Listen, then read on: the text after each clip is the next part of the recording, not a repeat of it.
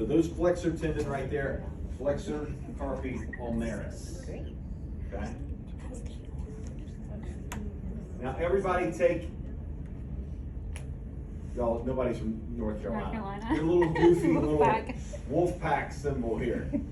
If you pinch this and you see one little tiny little tendon, does everybody see that?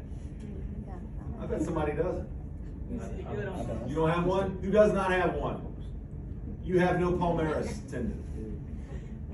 Palmaris tendon is only, I think, in about 80% of people. I don't have one. You don't have one? It's very, very thin. So this is the tendon they will harvest when they do this Tommy John elbow reconstruction. They just snip that, pull it out, and they rewrap this and make it a new ligament. Okay, we'll talk more about that later. But palmaris tendon, it's a flexor, but it's very small. Flexor carpi radialis is going to be the flexor on the radial side, on the thumb side.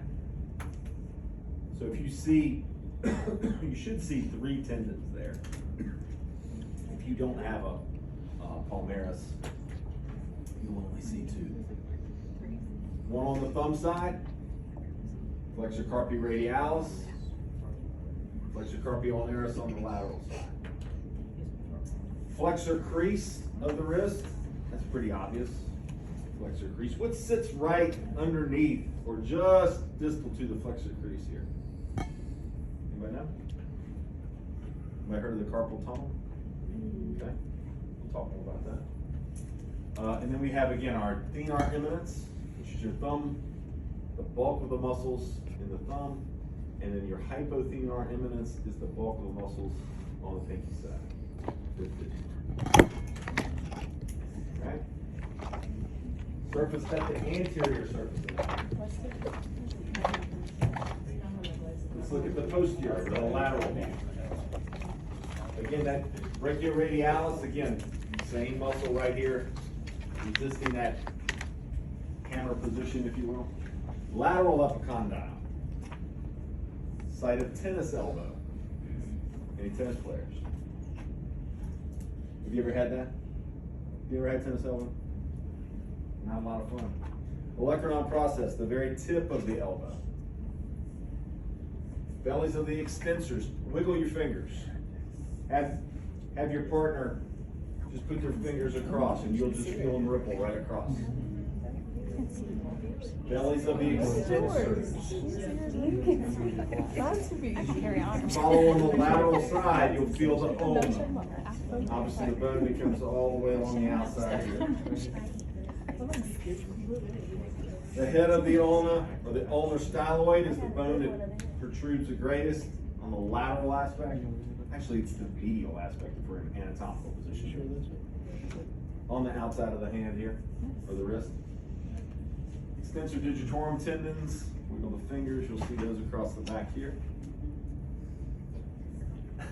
Extensor crease, obvious. And MCP joints. Okay, so we've got carpal bones down here, right? So the way to remember carpals versus tarsals, which is the same thing in your foot, is that we're going to step on tar if we go out to a road. And if you're holding a fish, if you're holding a carp with your hands, you're not holding your feet. We said drive a car.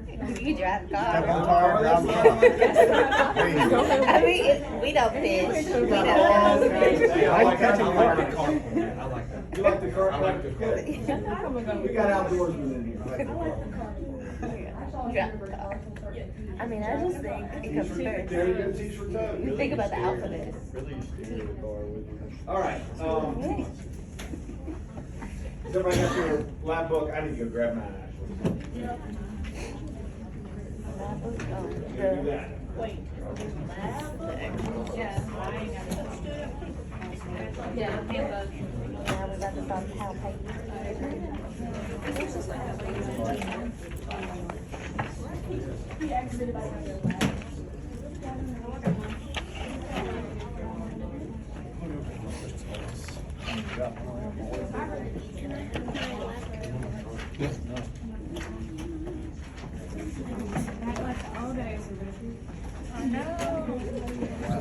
wanted to see how bad we were at anatomy. Very interesting to see how Yeah, we've never talked about that. I never heard. Unless you're looking at me. I was fine in her class, and so she would give us some damn online assignments to do online assignments. Fill the beaker. Okay, now start.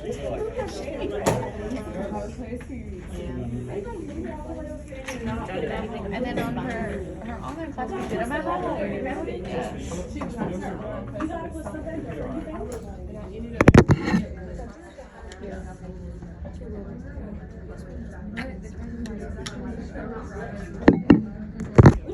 Half of my exes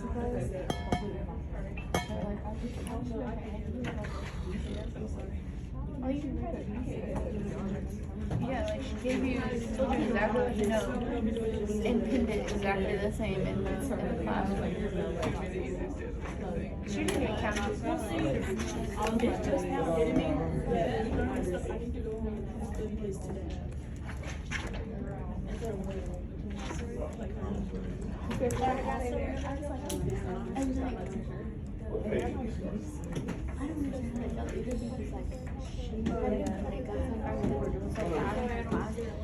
The study guide, she flipped it to be the final. It's just exactly, I thought it was a joke when I walked in to her finals, and I was like, this is fine. This is exploring the skin and the fascia. Wait, I mean, Yeah. not that much to that. It's like you hear. And then you're like, shit, I did it. All right, so the bones.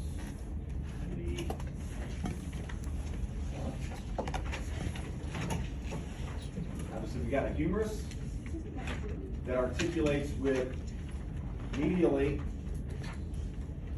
with the humeral ulnar joint, which is really super stable because it's got that big hook, that olecranon, and the trochlea and so forth have to come in and hook on the capitulum of the humerus, so that ulnar side is super stable. Radial side, not as much. You've got a bone here, this radial head is rounded.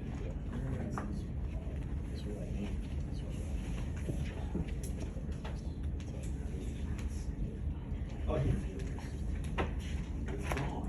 Did you take the radius off of here?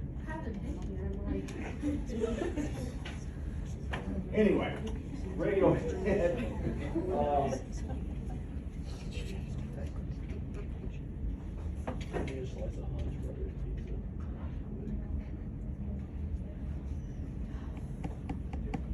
So ulna's got this big hook on this side that's going to hook into the humerus. I'm losing my mind too.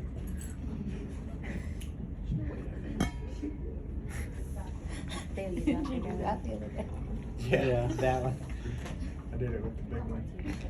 You just start doing it. Yeah, I just want to see if there's a brain. Radial head.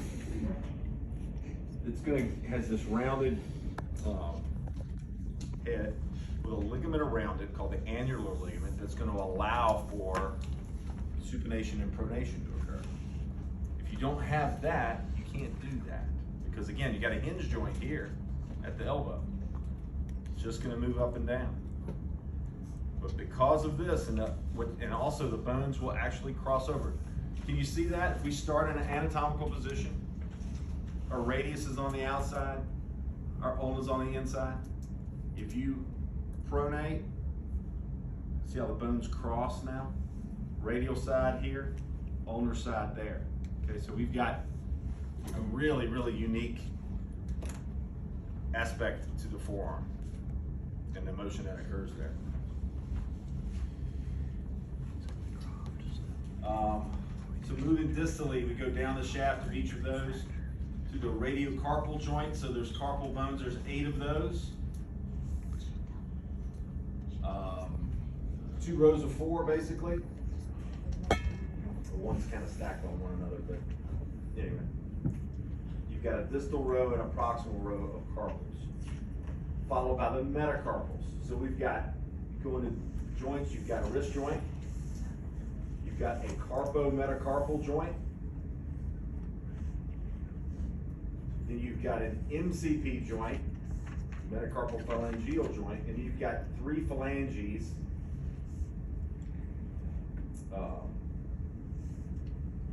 in each of the fingers, except for the thumb, which only has 2.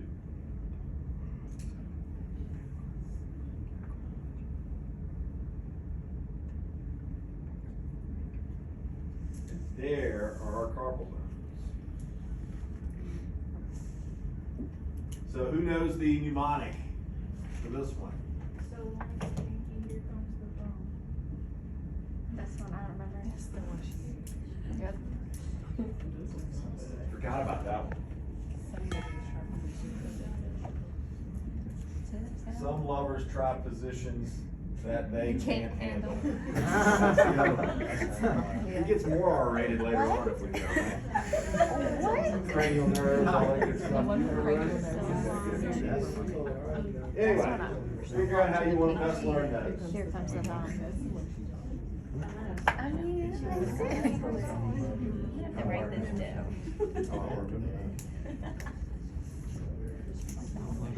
Which way do you think? I don't know. Rebecca, what was the one you know? So long to Parts of the pinky, bone. here comes the thumb. Again, if you look at the radius, we'll start at the head. Again, that will be covered by the annular ligament. The neck of the radius, there's a radial tuberosity that is very close in approximation to the ulna. Shaft of the radius, all the way down to the radial styloid process. So again, if you look, anatomical position, the most distal portion of the forearm, the most prominent is going to be the radial styloid.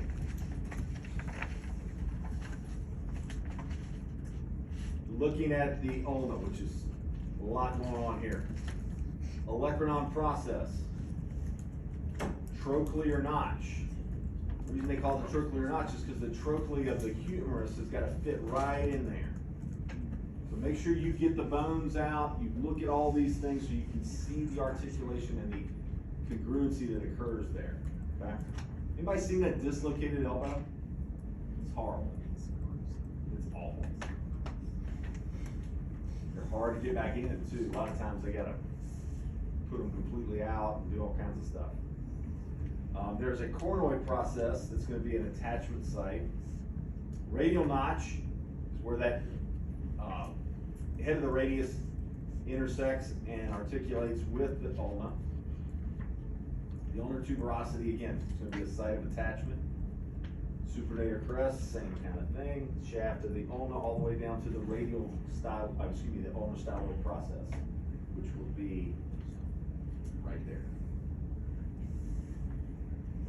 If you look at the posterior aspect, again, the olecranon process is the very tip of your elbow, easily seen, easily injured, frequently injured. It's all about the same things. Posterior aspect, you see this Lister scubicle, that's going to be a site of muscle attachment there. Okay. All right, so now we go through our bony landmarks, which is a lot.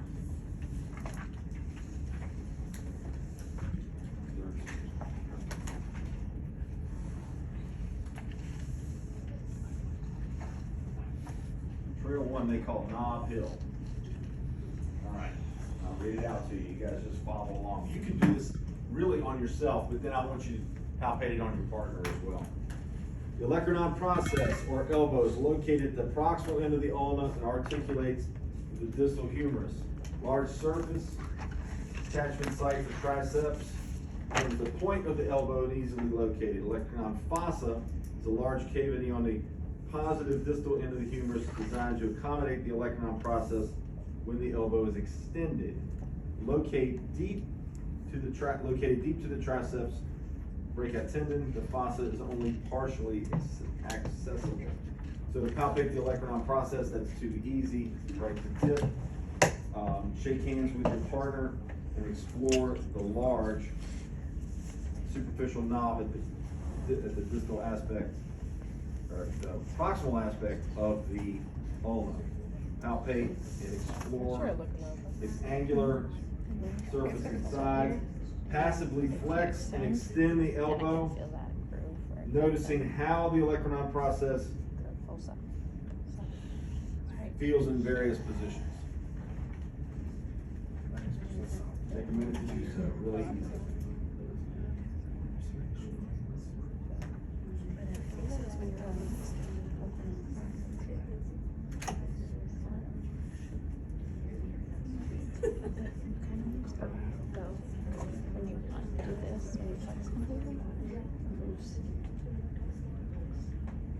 It's above it.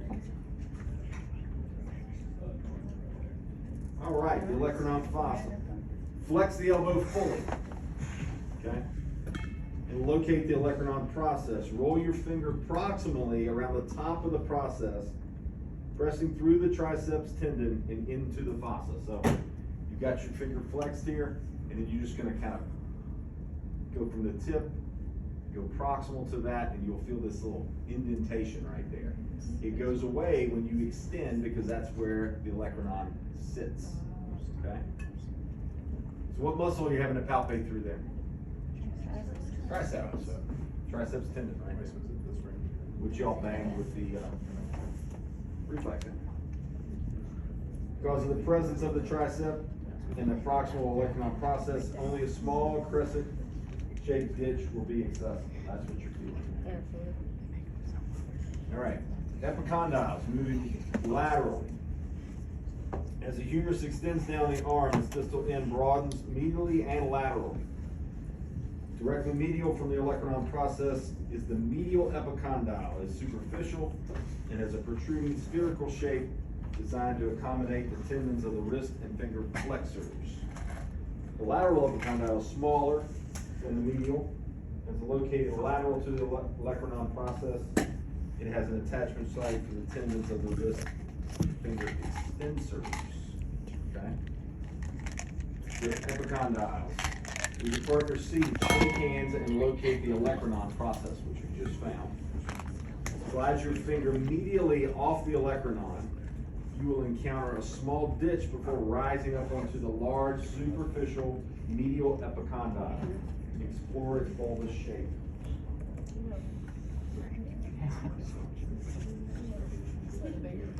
Yeah. Return to the olecranon, slide laterally to the lateral epicondyle. Note that it is smaller than the medial epicondyle.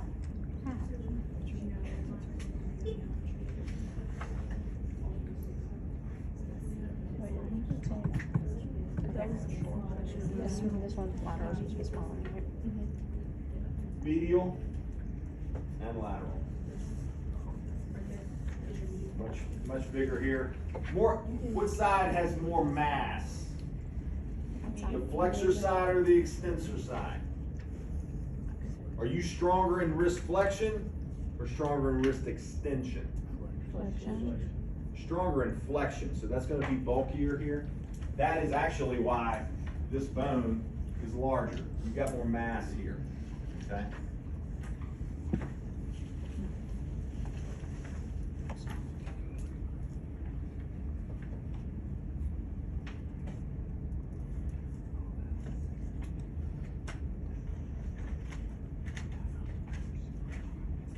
Supracondylar ridges are right in through here.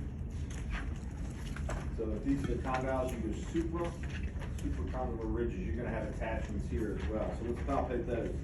With your partner seated, shake hands and locate the medial epicondyle. Move proximally from the medial epicondyle. The bony ridge that extends from the epicondyle is the medial supracondylar ridge. Roll your fingers back and forth along this ridge to sense its distinct edge. Then you go to the lateral aspect. And again, this is where you're going to have all these attachments.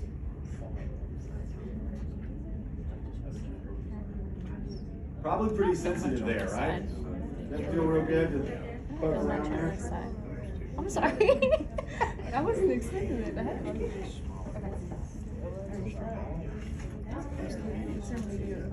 I can feel it. Just find that epicondyles and move proximal back up towards the head from there.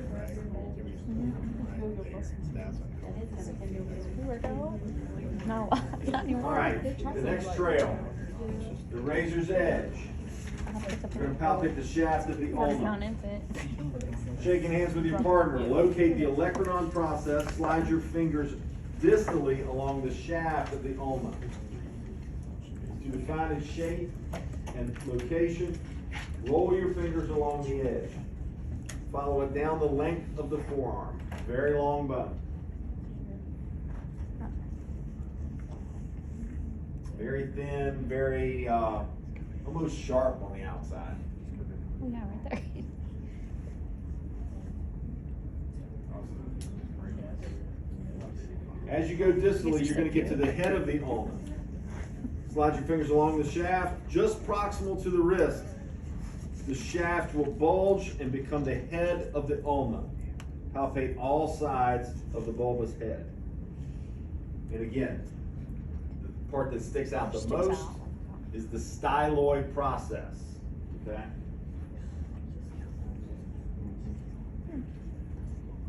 Sorry. Everybody got that one? That's pretty easy to find, pretty superficial. Next is tougher. Everybody got it? Okay? Now we're going to the head of the radius. This is difficult. So the head of the radius is distal to the humerus lateral epicondyle. It forms the radius proximal end and is a circular bell shape. The head is stabilized by the annular ligament. Again, it goes all the way around. And is pivoting point for supination and pronation of the forearm. Although it is deep to the supinator and extensor muscles, the head's posterior lateral aspect can be accessed. Here's how we'll do that. Shake hands with your partner and locate the lateral epicondyle.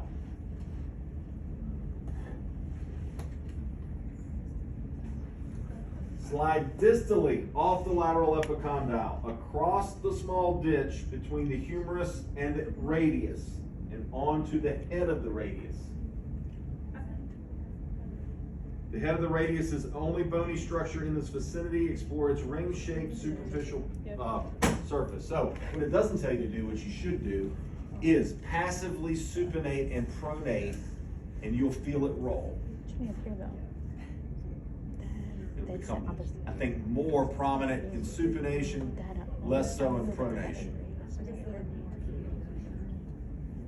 So lateral epicondyle, come down,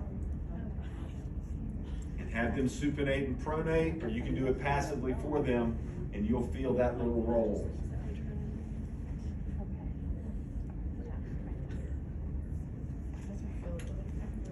Everybody got that? That's gonna be a hard, it's a hard one to palpate, but that's gonna be one you need to, okay?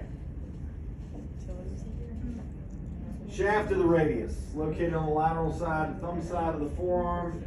Unlike the superficial edge of the ulnar shaft, most of the shaft of the radius is buried under muscle tissue. Its distal portion, however, is superficial and can be directly accessed. Shaft of the radius, locate the head where you just were. Slide distally off the head, noting how the radius sinks beneath the forearm muscles. Continue down the forearm and feel the radius become superficial, closer to the wrist. Along the distal forearm, explore all sides of the superficial shaft of the radius.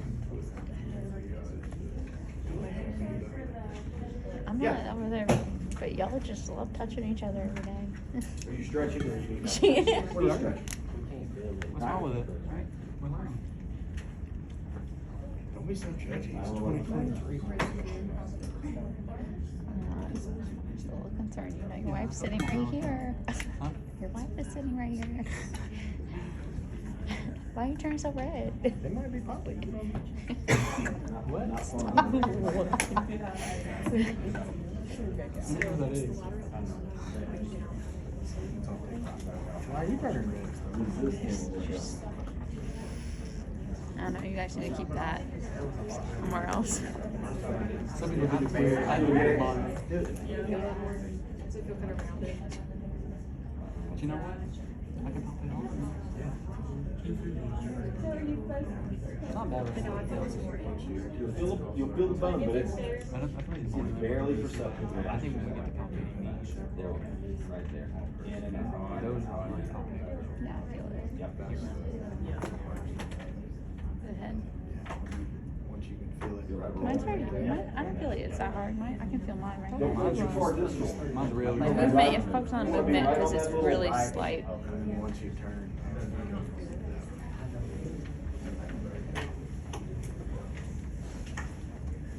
Again, so we talked about the styloid process of the radius.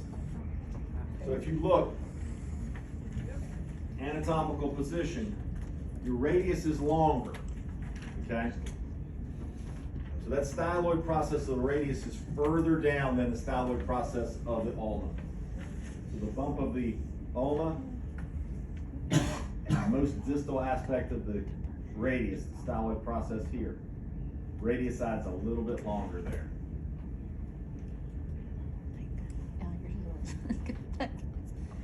Here, I'll read it to you. Begin by grasping the distal radial shaft between your thumb and finger, slide distally, noticing how the radius broadens in all directions. It does, it gets really long at the end. Palpate along the lateral side, the thumb side, the radius to the tip of the styloid process. You should be proximal to the flexor crease.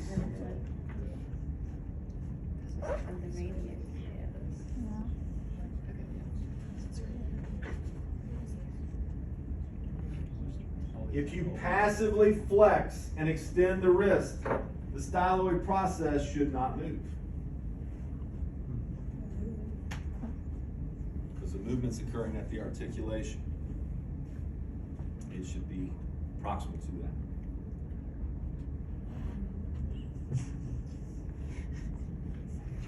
Lister's tubercle. Named in honor of Joseph Lister, the father of modern antiseptic surgery. I did not know that.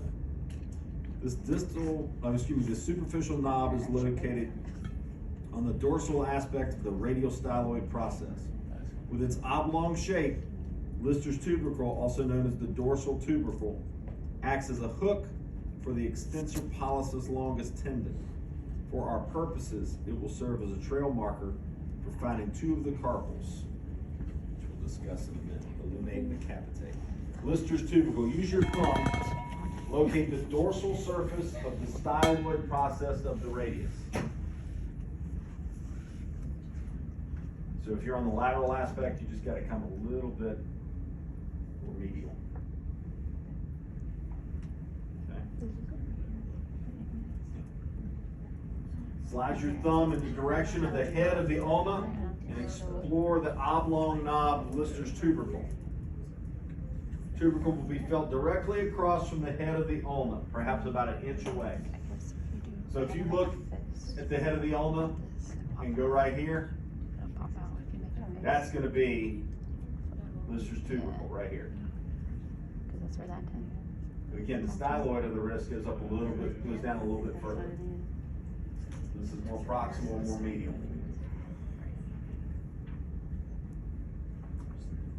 And then just one little trick. You slide your finger up distally and just a little bit laterally. You'll feel this indentation there. Everybody got that? Yeah. That is where, now bend and you'll feel a bone pop out of there. That's the proximal row of your carpals. We'll talk about which bone that is in just a second. Okay? Can you feel that pop out there? Okay.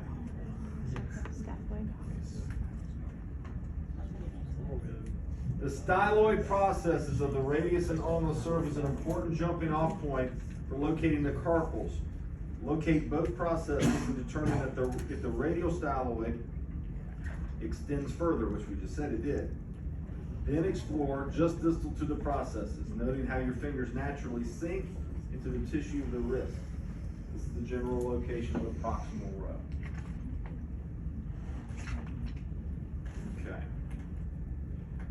The carpals are 8 bones located at the distal aspect of the wrist, small and uniquely shaped. The carpals are closely wedged together between the distal radius and ulna and the metacarpals. They form two rows, each composed of 4 bones. Located distal to the flexor crease at the wrist, under the heel of the hand, the carpals lie deep to the numerous flexor and extensor tendons. These overlying tendons combined with the carpal's compact arrangement make isolating individual bones a challenge. The next few pages will present the carpals in pairs. We'll begin by exploring the carpals as one large group, then access the pisiform, tricretrum, and hamate, as these are possibly the easiest to palpate. So I'm on page 119. I want you to look at how different and individualized those bones look.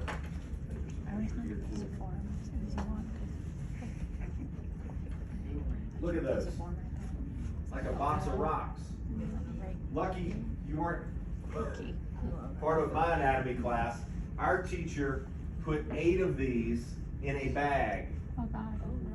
And on our practical, we had to identify each one of those. I will not make you do that. Thank you. Thank you. Probably because I didn't do very well on that part. All right. So this little piece of form is a floater. Yeah. Doesn't really attach to anything. What kind of bone is that? Oh, you forgot that? No. I heard it from somebody. Speak up. Sesamoid bone. See? Yes. You sure A in anatomy. All right, here we go. Carpals as a group. Position the hand with the palm up and locate the styloid processes of the radius and ulna. Sliding just distal from the styloid processes, explore the palmar surface of the carpals. Rest your thumb pads on the heel of the hand and then passively move the wrist in all directions. Note how the carpals shift and undulate slightly like small stones in a pouch. Turn the hand over and explore the dorsal surface. Are you distal to the wrist crease? When the wrist is flexed, can you sense how the carpals press into the palm of the hand? When the wrist is extended, can you feel the carpals shift and become more prominent on the dorsal surface? Okay. Nope. They're going to exist right. If you look at the crease, and I'm old, so I got more wrinkles. Pretty much the crease and the wrinkles is where your carpals sit. Okay. Has anybody broke one of these bones? They're pretty easy to break. Which one? Do you remember? I was like 7. Yeah. I broke my It's wrist, really, but I don't know what really it's easy called. to break. No. So, what's the most common fracture in the body? Anybody know this one? It's called a Colles fracture. You can imagine when we go down to a fall, we stick our arm out like this, the radius fractures all the time. That is called a Colles fracture, the most common fracture in the body. C-O. Colles fracture.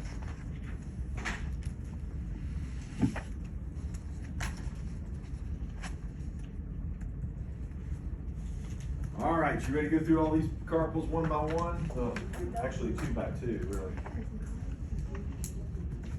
Sorry. Yeah. All right, that was a good question, because you'll see that abbreviation. The reason for Colles fractures. Anybody idea what that stands for? Fall onto an outstretched hand. Okay, you'll see foosh all the time. Foosh is also a very common way to tear your rotator cuff. The shearing forces that occur that transmit all the way up through here, you'll see a lot of that. So we had, like in North Carolina where I lived, we had ice storms all the time. We didn't get a lot of snow, we got a lot of ice. It only takes about an 1/8 of an inch of ice. People were slipping. 6 weeks later, our clinic would have tons of status post Colles fractures and rotator cuff tears. It just happened.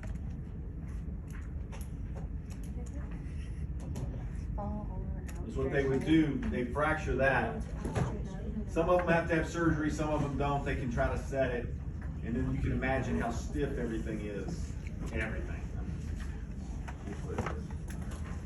All right. The pisiform. The knobby pisiform is attachments like the flexor carpi ulnaris, protrude along the ulnar and palmar side of the wrist. Again, make sure you know your medical terminology.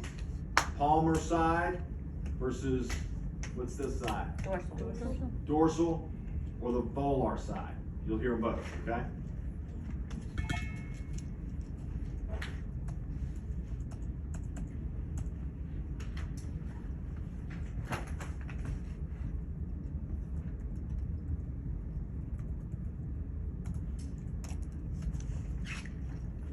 Locate the flexor crease in your partner's wrist. Then slide over the pinky side of the crease. Move slightly distal to the crease, rolling your thumb pad in small circles. Did I just tell you that dorsal and volar, they're opposites? I'm sorry. I was like, what did I just say that? Dorsal, volar. Okay? Volar's palmar, yeah.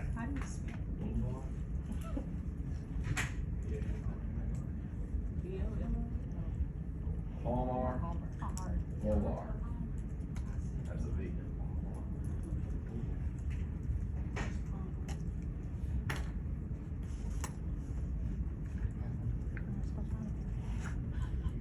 Locate the flexor crease in your partner's wrist. Slide over the pinky side of the crease. Okay? Move slightly distal to the crease. Roll your thumb pad in small circles. Explore the thick tissue, the palm, the nugget-like pisiform, which is going to sit right there. And it does. It feels like a little marble sitting under there, right? Passively flex the wrist and notice how the pisiform can be wiggled from side to side.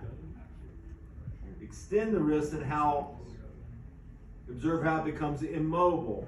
It's immobile due to the tension created by the flexor carpi ulnaris tendon. Then ask your partner to adduct the wrist or ulnar deviate. Can you feel the tendon as it comes down the medial wrist and attaches to the pisiform? Maybe. Yeah, I can if I do it right. A little bit of flexion. A little bit. All right, so now we're going from our little pisiform, we're going to go just laterally. Okay? Locate the styloid process on the slide distally along the slender ditch before rising to the surface of the triquetrum. Keeping your finger stationary, abduct the wrist or radially deviate, and notice how the triquetrum protrudes to the side. I don't know about that. It's hard. That's hard to feel. You got it? So put your fingers around the pisiform. Not on the pisiform, but put it around it. And then when you radially deviate, my index finger feels that triquetrum kind of poke, just trying to poke out this way. Okay, I feel it now. Can you feel that at all? Mm-hmm. Okay. Come on. The hamate. How many baseball players do we have in here again? Softball too. So, did you ever take the knob of the bat and it get kind of stuck in your wrist? Okay? If that happened over and over and over, that will damage the hamate bone. One of the most common injuries in baseball hitters, softball hitters. Cuts off blood supply, and the hamate doesn't have good blood supply. So it just dies off, and it becomes very necrotic, painful. So what do? Yeah, take it out. Take it out. They'll go in and make an incision, take out the hamate, and they don't have it. And the hamate is a hooked bone. Here's a good picture of it. So the way to find it, let's find it first. Locate your partner's pisiform. We said that was easy. Draw an imaginary line from the pisiform to the base of the index finger. So we're going from here right to here. And if you go just along that line, you'll feel an indentation. See, mine's pretty thick through there. Someone who's got a thinner hand. So again, pisiform, and you're moving diagonally towards the index finger. And again, I'm pretty meaty through there, so it's hard for me to palpate. Anybody that's used their hands a good bit, it's gonna be hard to palpate. Get somebody with real thin hands and see if you can get this, because you'll feel that hook of the hamate.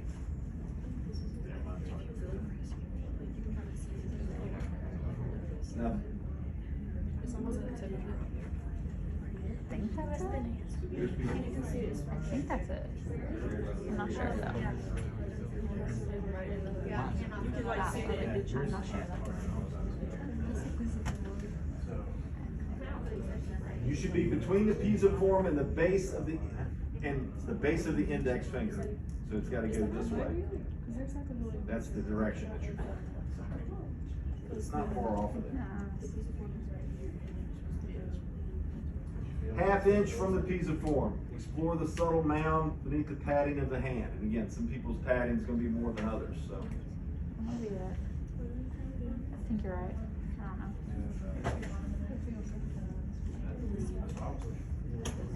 Oh, yeah, I think that's it. I don't know.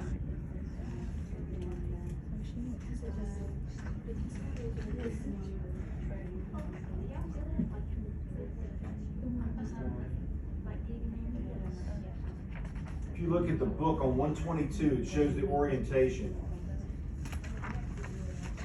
The top left corner. That's our orientation.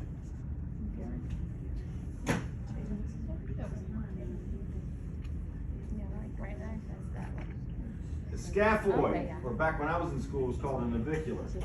A lot of changes. Enough to confuse me. Beginning on the radial surface of the wrist, locate the patient's styloid process. Slide your thumb distally off the process, falling between the superficial tendons and the natural ditch where the scaphoid will be formed. That's a pretty easy one to find. So, we're going to talk about, when we get to the muscles, the anatomical snuff box. Take your hand, spread it apart as far as you can, and you should see some tendons here in this gap. Okay? That's called your anatomical snuff box. If you palpate deep to that, that's where the scaphoid lives. That's also a pretty commonly fractured carpal bone. Yes, ma'am? Okay, so my dad had these surgery. Yep. It's called a 4-quarter fusion or something. Sounds awful. But like on his, well, when he was deployed, he failed. Like he did a foosh. And like now, so now like if I ask him to like do this wrist goes here, but this one can go all the way down. Gotcha. Like when he opens bottles of waters, it's So I like think probably what happened is they probably fused his whole row. The four. The four proximal ones, most likely. because he has like a plate in there. Yeah, the plate's just holding it together. I've seen a few cases like that, where you just, the wrist was shattered, they couldn't do anything but put a plate there to hold it all together. You gotta think about a lot of ligaments in here between all of these bones, okay? Again, this is what I wish we had in this section, where you could really look at this stuff to appreciate it a little bit more. You can do that online and so forth, but it's a bag of bones being held together by a bunch of ligaments, okay? And it's kind of like a jigsaw puzzle. You see that they're all irregularly shaped and all this crazy stuff. All that's held together with ligaments. But yeah, if you've got somebody who just, if this just gets crushed, you can imagine trying to line everything up and put pins and all that kind of stuff. A lot of times they'll just plate it, mash it together, and go with it. That'd be a fusion. Not much fun. So were you able to find a snuff box, palpate deep to that to find the scaphoid? Okay.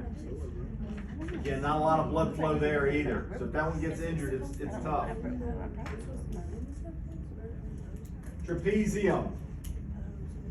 Distal to the scaphoid. Small trapezium articulates to the base of the first metacarpal. So now we're going to the distal row. So we went scaphoid or scaphoid, and now you're going distal to that. Palpating along the hand's radial dorsal side, locate the scaphoid, then slide distally. You might, by accident, pass the trapezium and ride